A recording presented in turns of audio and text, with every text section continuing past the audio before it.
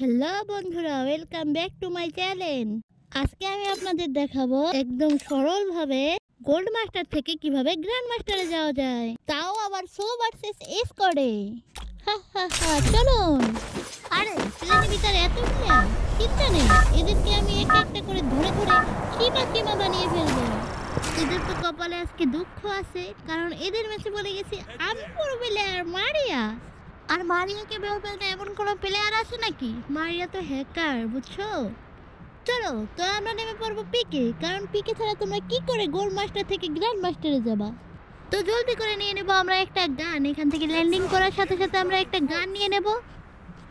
তো তোমরা সবসময় একটা জিনিস লক্ষ্য করবা, নামার সাথে সাথে তোমরা একটা গানের উপরে নামবা। আর আমরা একটা গানের উপরে নেমে পেয়ে গেলাম ডাবল ভিক্টর। চলো ডাবল ভিক্টর থেকে এনিমিকে মারা যাক। ডাবল ভিক্টর যখন আমরা পেয়ে গেছি, তাহলে চলো আমরা ফাইটে যাই। ওই দেখো ওইখানে এনিমি কি করে কেমন করে ফাটাফাটি করতে আসে। চলো আমরা ওই ফাটাফাটি ভিতর ঢুকে মারামারি করে আসি। মনে রাখো, মারামারি না করলে কিন্তু তুমি ধ্যান রাখতে হবে। দেখো একটা আমি ডাউন করে দেবো এখনই।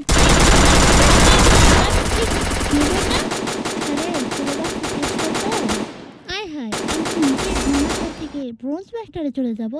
কোনো কথা, আমার এই টিপস অ্যান্ড ট্রিকটা কাজ করলো না তো। মনে হচ্ছে পরের কোনো ভিডিওতে টিপস অ্যান্ড ট্রিক দিতে হবে। মনে হচ্ছে পরের